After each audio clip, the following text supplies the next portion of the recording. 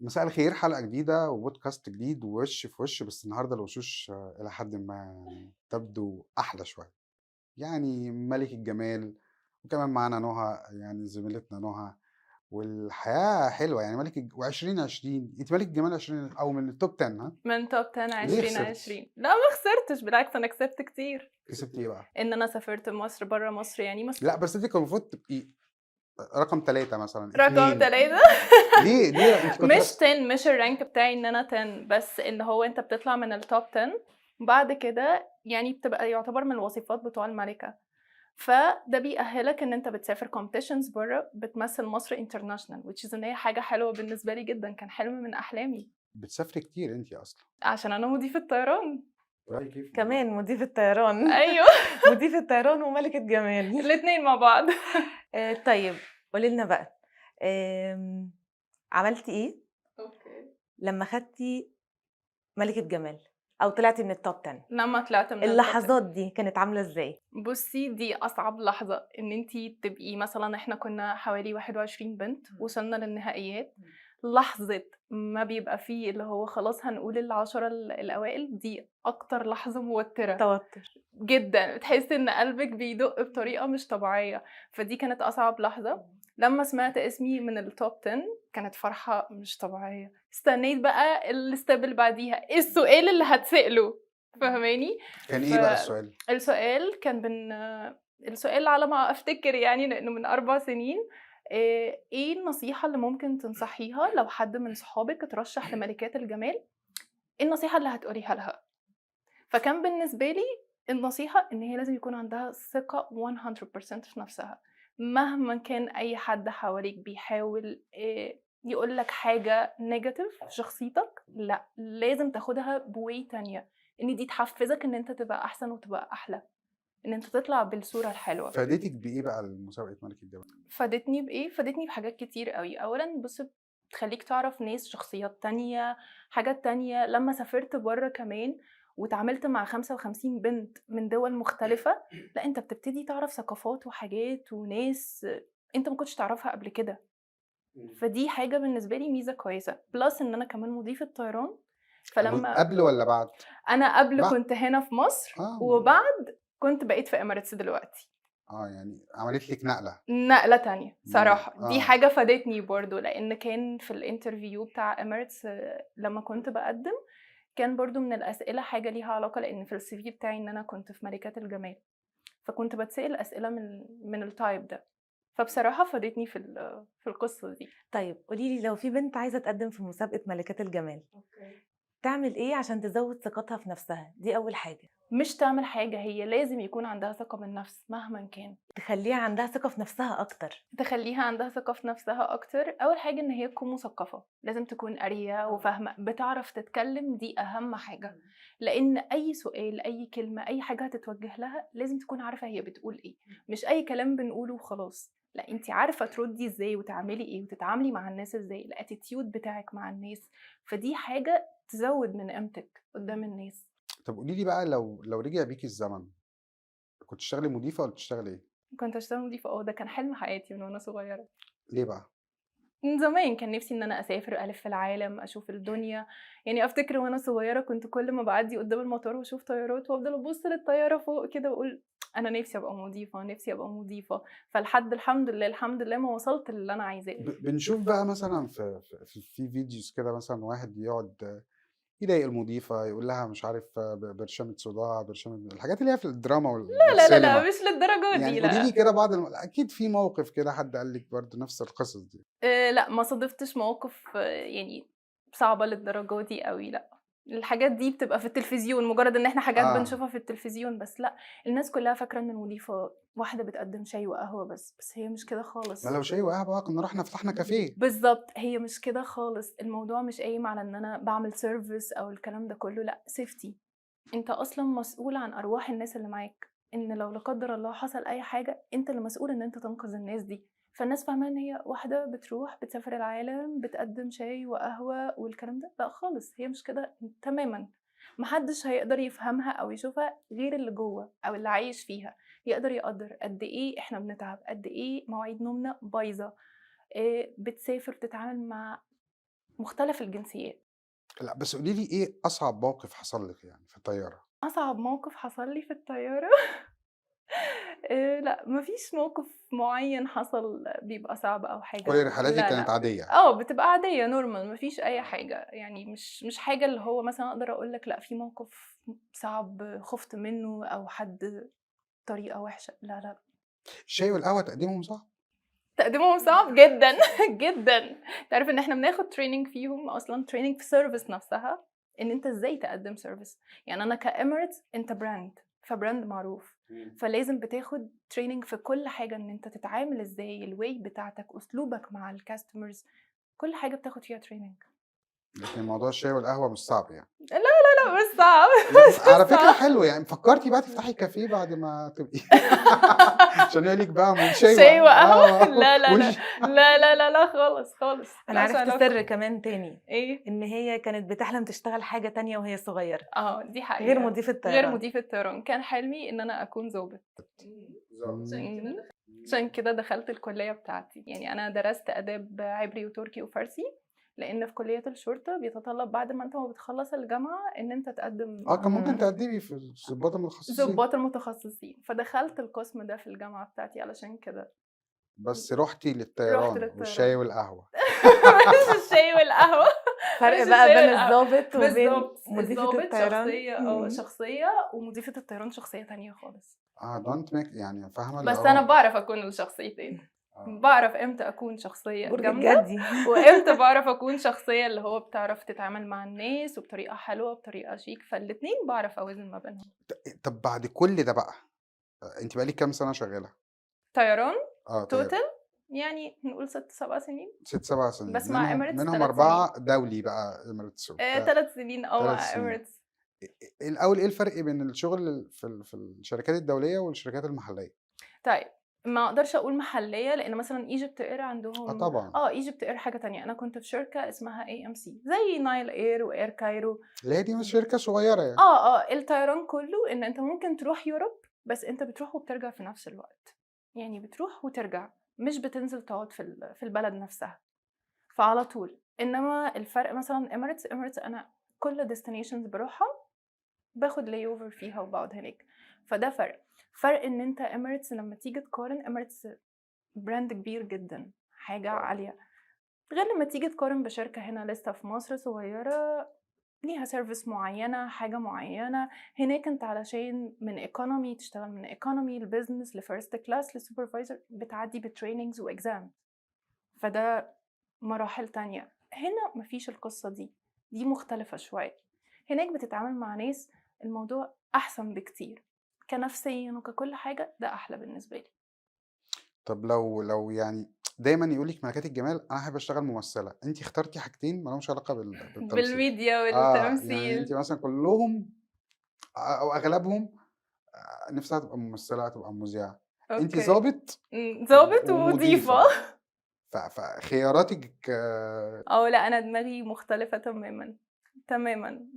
مجال التمثيل ما حبيتش إن أنا أدخل فيه أوي، ما حسيتش نفسي فيه، حسيت نفسي أكتر في الحاجة دي، الحاجة التانية اللي أنا حابة أعملها، وبعدين أنا الحاجة اللي باحب أعملها بتلاقيني بادّي فيها أكتر. يعني مثلًا شغلي مُتعب وفي حاجات كتير أوي مُتعبة وفي حاجات ناقصاني في الlives الsocial life نفسها، بس أنا علشان حاباه فبتضطر إن أنت بتتنازل عن حاجات تانية، لكن ما شُفتش نفسي في الway بتاع التمثيل والإذاعة.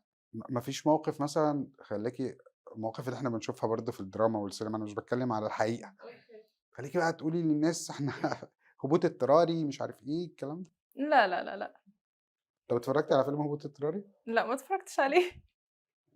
لازم فايتني، تتفرّجي على الحاجات دي عشان برضه فايتني. تبقي صح؟ لامّة بكل الحاجات دي. لا، لا، لا، ما اتفرجتش على الفيلم ده خالص. يعني هبوط اضطراري ده مش في هبوط اضطراري اللي قاموس. مش في قاموسي.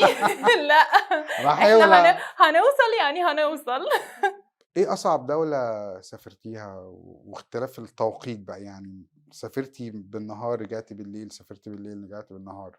أمريكا ونيوزيلندا، يمكن نيوزيلندا أكتر كمان لإن من أبعد القارات، 18 ساعة طيران، كتير. كتير جدًا، إمم. جدًا.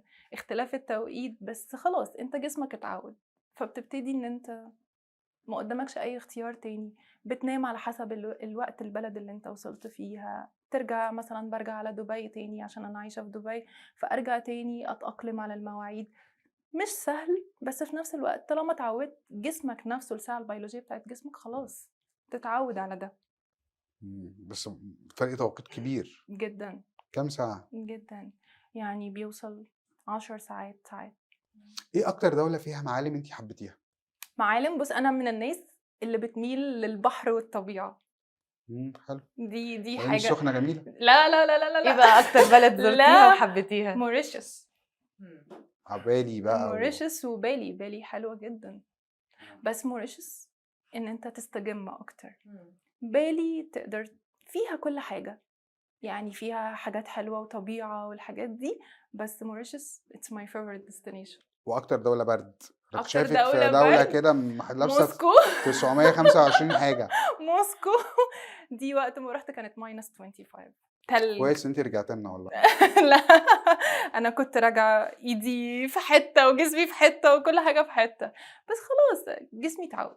يعني مثلا بالنسبه لي الجو هنا بتاع مصر عادي، ده حلو، بس بقارن بقى ما بين انك تروح كندا وموسكو -25 -30. حتى لا دبي حر برضو يعني. دبي حر جدا. حر. دبي احنا ستيل مصيفين هناك. يعني هنا الجو شتاء وبرد، أيوة. في دبي الجو حر. ما انت واخده بالك ان انت جايه برضو على صيفي، الصيف يعني. شايف؟ فمش لا انا هنا خلاص شتا. جسمي خد على هناك. الناس ممكن يقولوا ان الحلقه دي يعني متصورة كده في صيف في صيف، في ناس لابسه شتوي، ناس لابسه شتوي، ناس لابسه صيف. صراحة لا، خلاص انا جسمي اخد على الكلام ده. بتقارن ايه شوية؟ انا يوم في بلد ساقعة، يوم في بلد حر، يوم في بلد فيها ريننج، بس كل يوم في مكان، مش قاعدة في مكان معين. ده كده انت بتحتاجي تاخدي بقى كل يعني تجهيزات فيتامين بقى وشويه حاجات كده، حاجات كتيره علشان لازم مالتي فيتامينز دي لازم.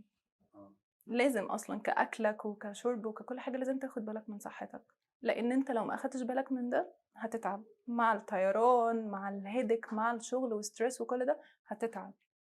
الموضه بقى في حياتك عامله ازاي؟ الموضه من ناحيه يعني اللبس والموضه، ولما تروحي حته بقى تقعدي تشتري، يعني الشوبينج كمان. الشوبينج ده ما تكلمنيش فيه خالص. انا اكتر واحده بعمل شوبينج في حياتها. واخد منك كام؟ واخد مني كام؟ لا هو تقريبا واخد مني فلوسي كلها.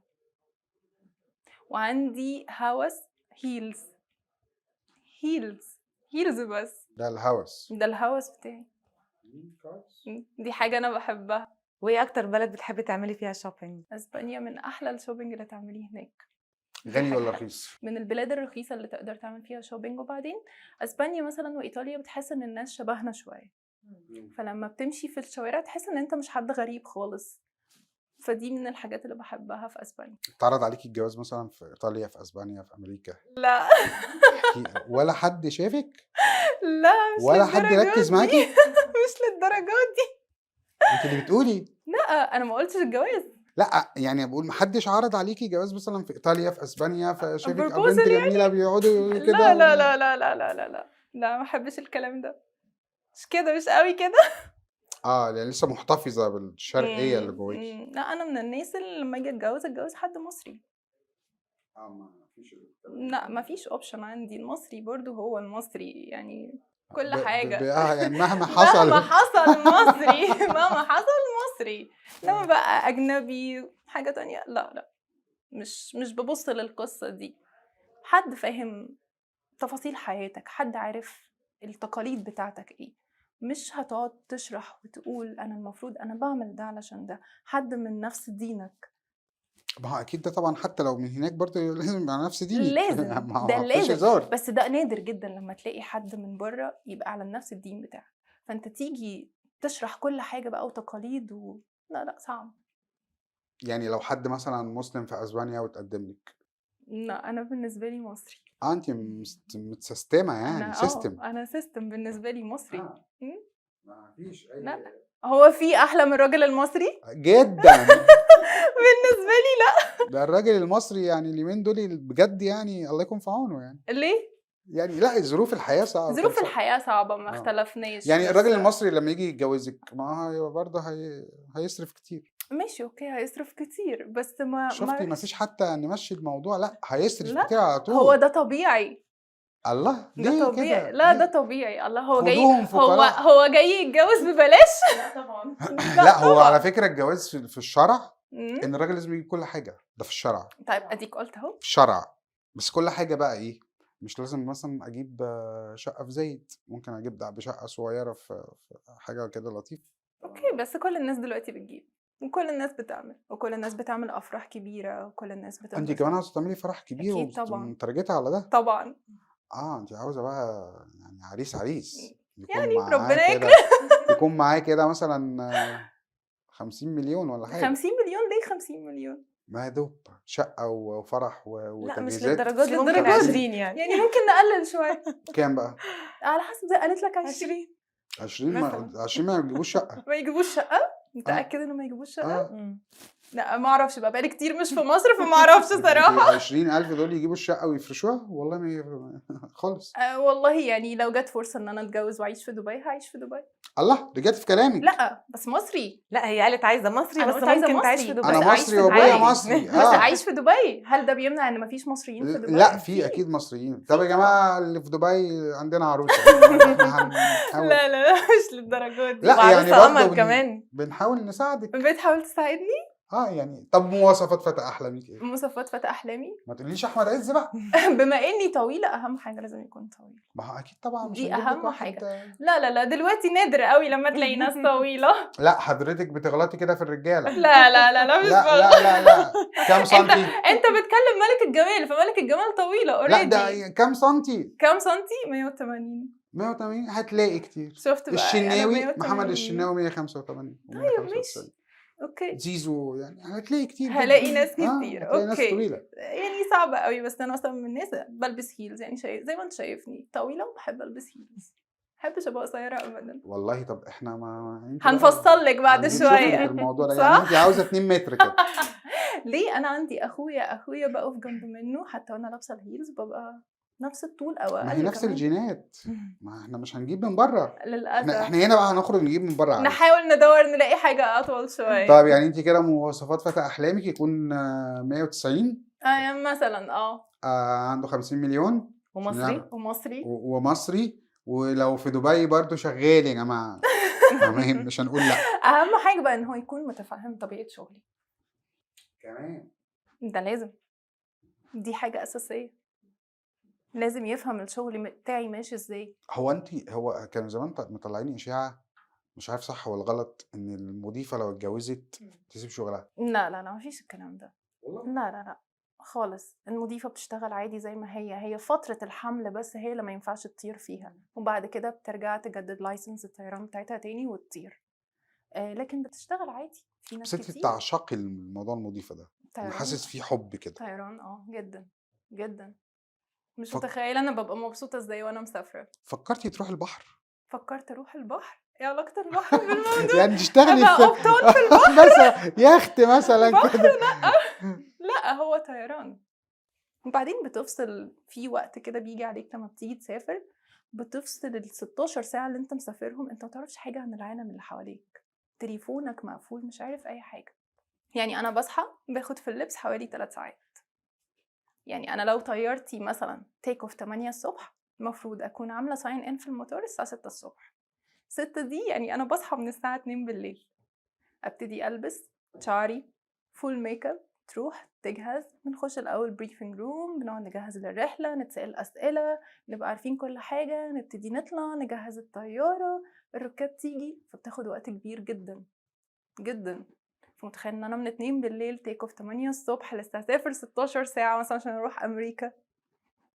بس والله شاطره يعني هي تجربه لطيفه بصراحه انا حباها. ما بين ملكه جمال وبعد كده كنت مضيفه الاول وبعد كده قدرتي تطوري من نفسك وتروحي شركه على المستوى العربي مهمه جدا، وبعدين رحتي دول كتير. رحتي سافرتي كام دوله؟ كتير قوي كتير قوي. يعني لو دخلت على الانستجرام بتاعي كده كل ده بلد انا حاطه الفلاج بتاعها. بس زحمه قوي.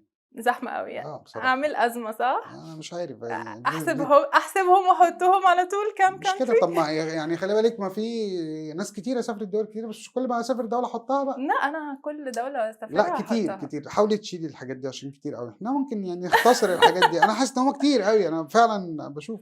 قولي لي النهارده الفانز بتوعك يعملوا ايه؟ لا انا كنت في مكان في تجمع بفطر مع صحابي، وبعدين لقيت الويتر جاي بيقول لي استاذه هدير، فقلت له انا. بحبك قوي. فراح بيقول لي مش حضرتك مضيفه في طيران اميريتس؟ قلت له ايوه انا. فراح قال لي انا متابعك على فكره. قلت له متابعني منين؟ قال لي من على الانستجرام، بلف العالم معاكي وبشوف كل حاجه. قلت له والله ثانك يو. قال لي لا انا عارفك وبتظهري لي على الانستجرام وعامل لك فولو. فكان بالنسبه لي اللي هو طب يعني انت عرفتني من الصور في الحقيقه برضو؟ قال لي انا عرفتك وعارف كل حاجه فمتابع. لا نجومية يعني. انا حاجه كده بدات اقلق. على قدنا كده شويه. نجوم الفن كده بداوا شويه اه رغم اني مش قاعده في مصر. بمناسبة الفطار بقى، بتظبطي اكلك ازاي؟ بظبط اكلي ازاي؟ عشان دي حاجة مهمة جدا. بصي في اوقات بتيجي عليا باكل فاست فود على طول لما اكون راجعه تعبانه، وفي اوقات عندي مزاج ان انا اطبخ. تعرفي تطبخي؟ طبعا من ساعه ما سافرت. احكي لي كده. من قبل ما اسافر ما صراحه ما كنتش بخش المطبخ، ما كنتش بعمل اي حاجه.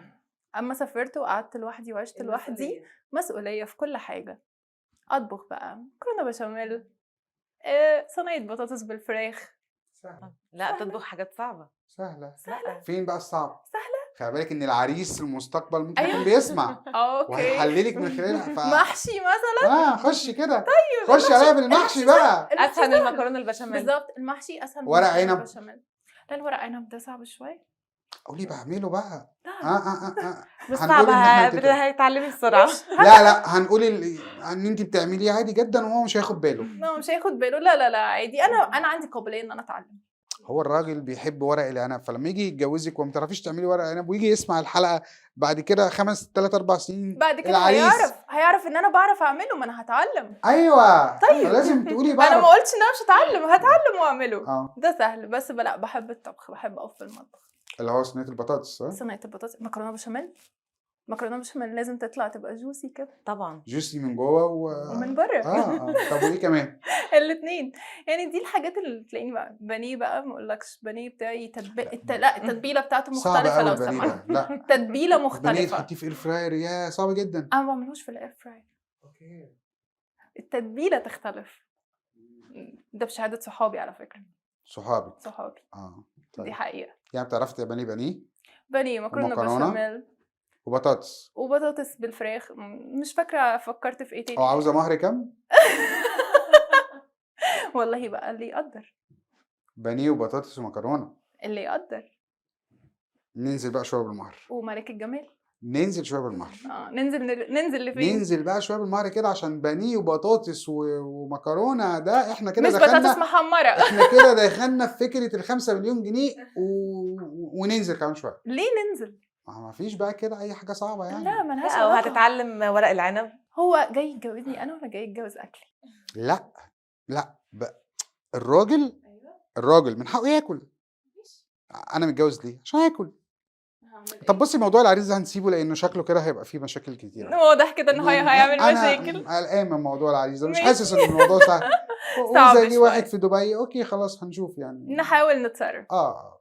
طيب تفتكري بقى انتي كست شرقية تربيتي اكيد تربية شرقية، لما تروحي تعيشي لوحدك وتشوفي الدنيا لوحدك، في عندنا برضو ناس بتفكر، مش كل الناس بتفكر ايه ده عايشة لوحدها.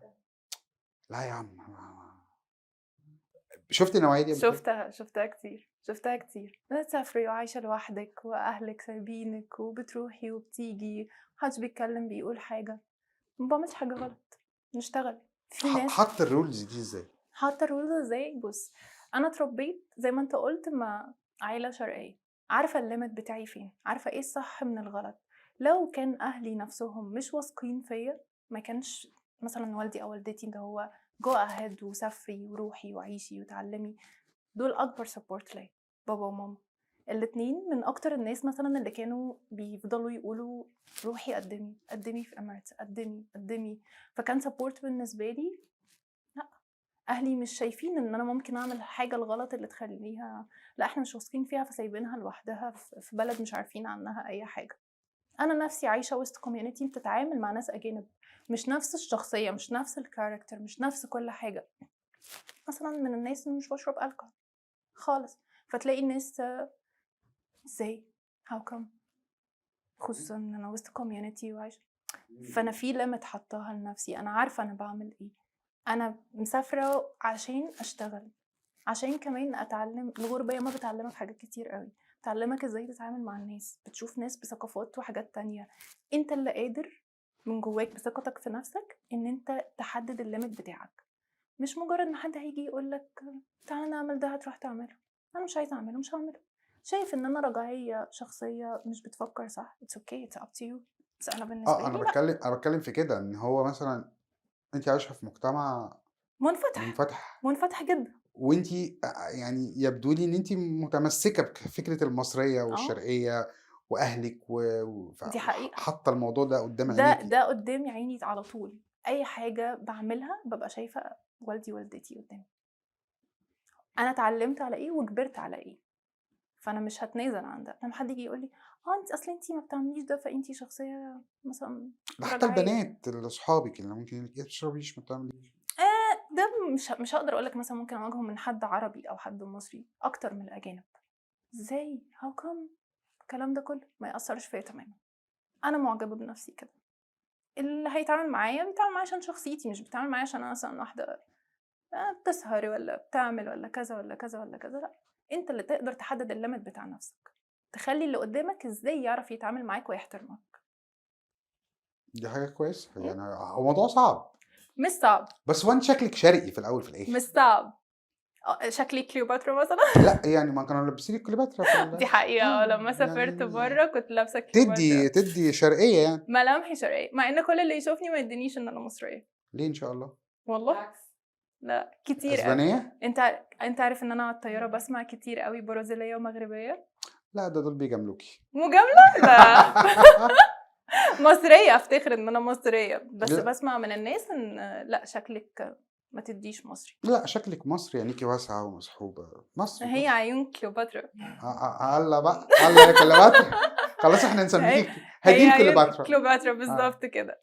فلا يعني مصريه، شكلك مصري يعني. اوكي. بس اسبانيه ما قالكيش اسبانيه لا اسبانية لا. ولا برازيليه برازيلية ولا ايطاليه. ولا ايطالية. طب كويس، يعني اديكي هم كانوا كويس، مجامله لطيفه يعني. مجاملة لا مش مجاملة. انا على فكرة باخدها بحاجة ان هي حاجة حلوة، بس لما باجي ارد لا انا مصرية وبفتخر ان انا مصرية. دي حاجة بالنسبة لي حلوة. انت فاكرني ان انا برازيلية او انا من المغرب او حاجة، لا انا مصرية. طبعا انت شايف مثلا ممكن يكون هو بالنسبة له ان هو شايف ان البنات بتوع الدولة دي حلوين جدا. لا احنا في مصر عندنا بنات حلوة عندك والله. ثقه في نفسك انت جدا من ساعه ما قعدتي وانت عارفه تقولي انا احلى واحده، جدا انا اجمل واحده. جدا. كل واحد عنده ثقة في النفس. دي لازم، دي لازم. يعني انت احلى ولا ياسمين صبري؟ لا انا احلى. مم.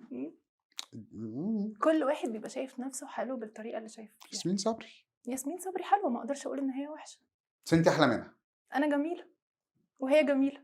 كل واحده جميله بطريقتها. مش انا هبعت لياسمين صبري ونشوف. اوكي. انا هبعت لها يعني شوف ونخش. مع انت بقى عشان ملك الجمال هتخش منافسه.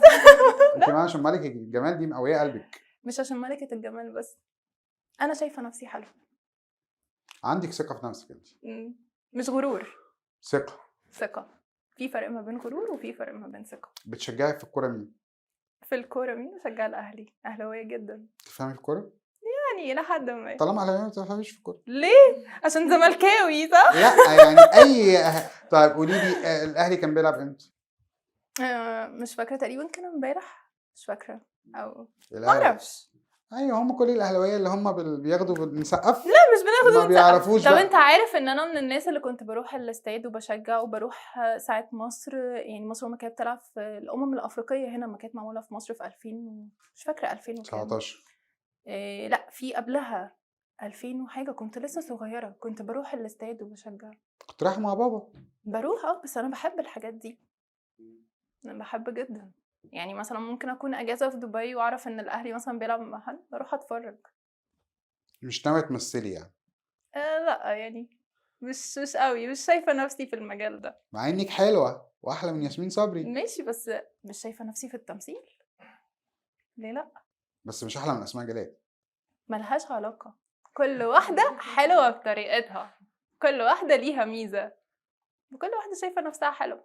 محدش شايف نفسه وحش، محدش هيشوف نفسه ويطلع يقول على نفسه وحش، بس كل واحد بطريقته. ايه الحاجات بقى اللي بتحلمي بيها ونفسك تحققيها؟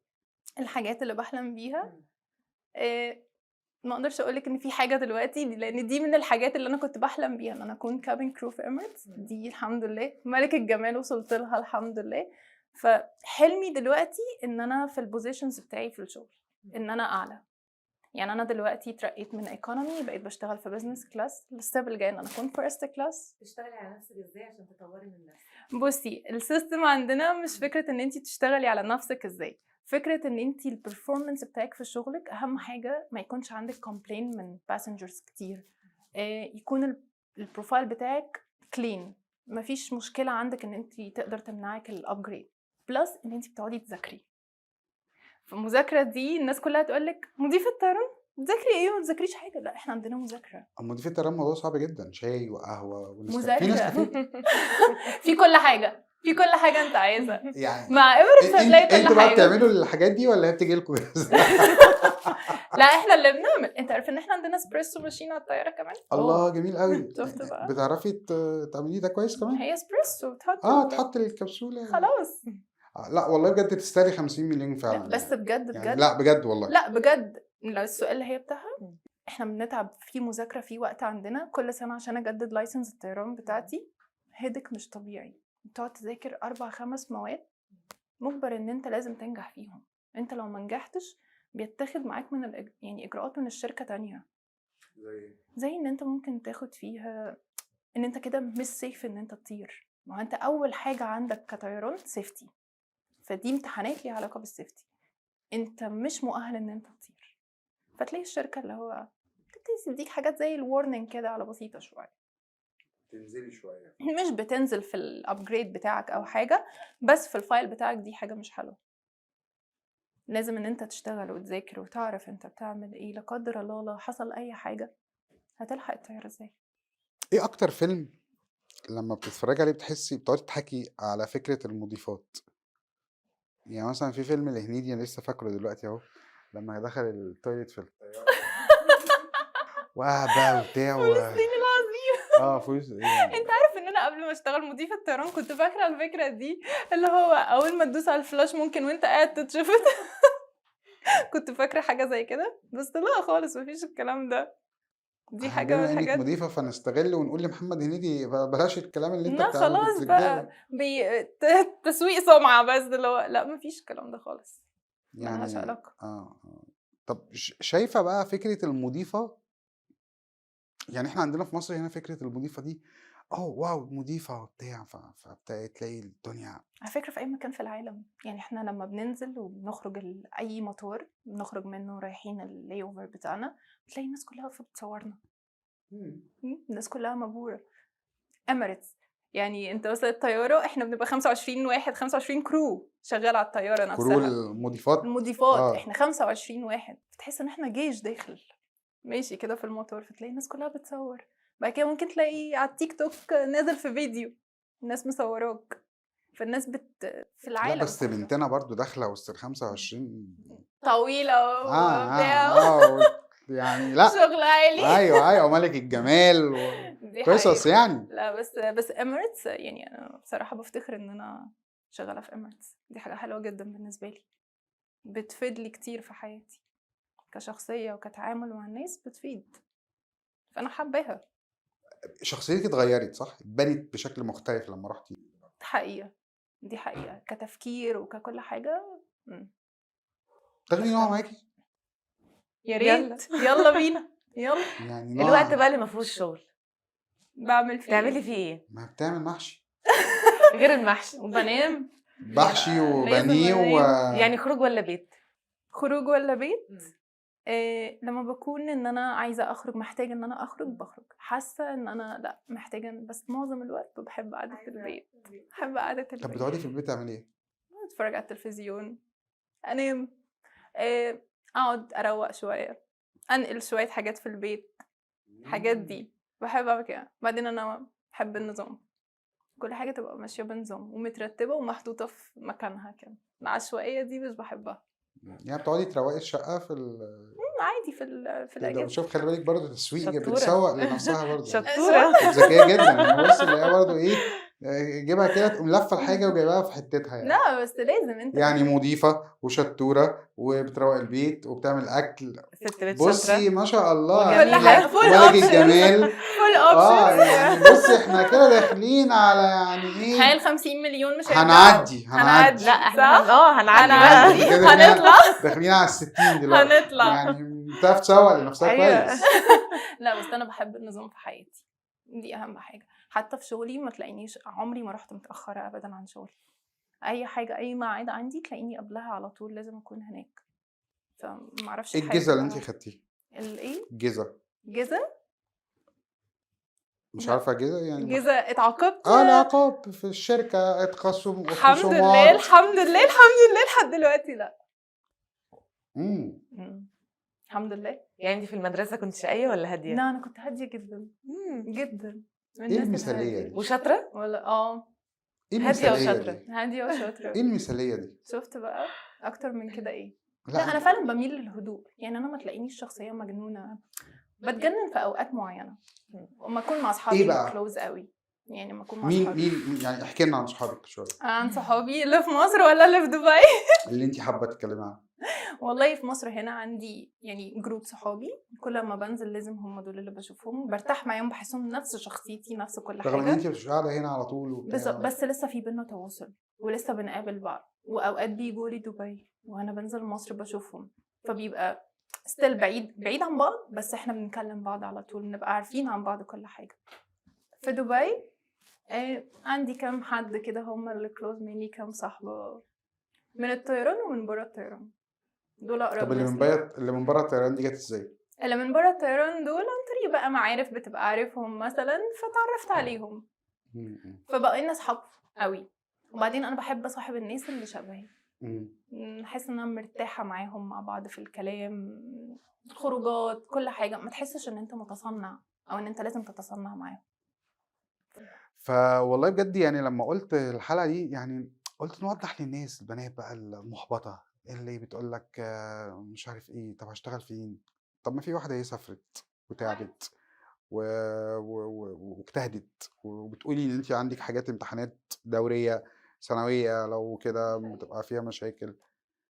فخلينا نطلع بقى النموذج اللي هو يعني اشتغل على نفسه. بالظبط، اشتغل على نفسك واعمل كل حاجه، ومش شرط ان انت تتاثر بثقافه بلد تانية او حاجه تانية. انت شخصيتك زي ما هي، اتعامل زي ما انت.